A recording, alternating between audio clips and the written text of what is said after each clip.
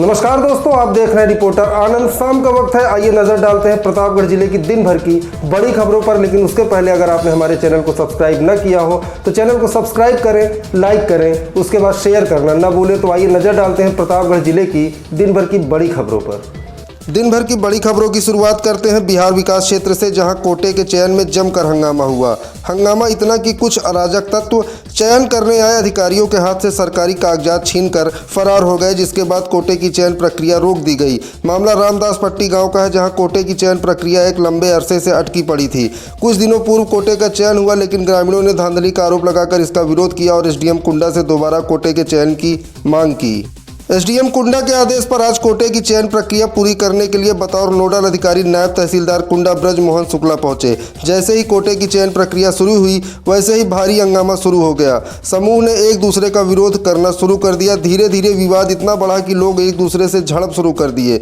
बढ़ते विवाद को देखते हुए 3 थानों की फोर्स बुला ली गई, जिसके बाद पुलिस ने डंडा फटकार कर किसी तरह भीड़ को तितर बितर किया। इसी बीच अराजक तत्वों ने भी जमकर उत्पात मचाया और अधिकारियों के हाथ से सरकारी कागजात छीनकर फरार हो गए, जिसके बाद चयन प्रक्रिया रोक दी गई और वीडियो फुटेज के माध्यम से पुलिस उन अराजक तत्वों की तलाश में जुट गई।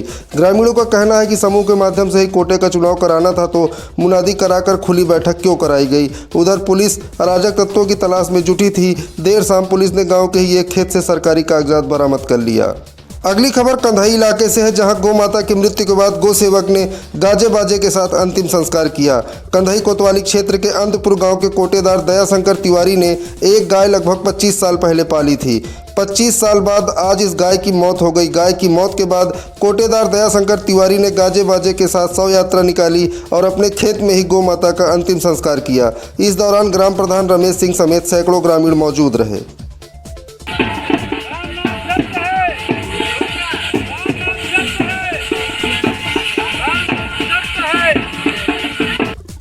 अगली खबर आसपुर देवसरा इलाके से है, जहां दुराचार की तहरीर लेकर एक युवती थाने पहुंची तो रेल कर्मी को शादी रचानी पड़ी। आसपुर देवसरा इलाके के ढोढर गांव की एक युवती ढकवा बाजार में ब्यूटी पार्लर चलाती है।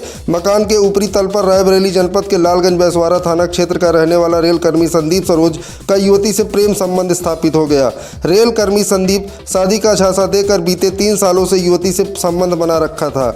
मामले की जानकारी जब युवती के परिजनों को हुई तो वो लोग शादी के लिए संदीप के घर पहुंचे, जहां परिजनों ने दहेज में 5 लाख की मांग करते हुए शादी की बात की। ऐसे में परेशान लड़की के परिजनों ने रेल कर्मी के खिलाफ शादी का झांसा देकर दुराचार करने की तहरीर आसपुर देवसरा पुलिस को दी। पुलिस ने रेल कर्मी को थाने बुलाया और मामले में मुकदमा दर्ज करने की बात कही तो रेल कर्मी को अपनी नौकरी दांव पर लगती नजर आई, जिस पर उसने युवती से तुरंत मंदिर में विवाह करने तथा 1 माह के भीतर कोर्ट मैरिज करने की बात करते हुए मंदिर में जाकर शादी रचा ली। शादी के बाद दोनों पक्षों के लोग सहमत हो गए और मामला सुलझ गया। अगली खबर कुंडा इलाके से है, जहां काफी समय से नकली सीमेंट का काला कारोबार जमकर फल फूल रहा है। ब्रांडेड कंपनियों की बोरी में नकली सीमेंट धड़ल्ले से बेची जा रही है और प्रशासन अनजान बना है। लोग अपनी गाढ़ी कमाई से एक एक पाई जोड़कर अपने सपनों का आशियाना बनाते हैं, लेकिन मिलावटखोर सीमेंट माफिया उन अरमानों पर पानी फेरते हैं। ताजा मामला कुंडा कस्बे के बिहार रोड का है, जहाँ एडवोकेट विनय श्रीवास्तव अपना मकान बनवा रहे हैं। इस दौरान उनके मकान के कुछ पिलर में दरार आ गई, साथ ही सीमेंट झड़ने लगी।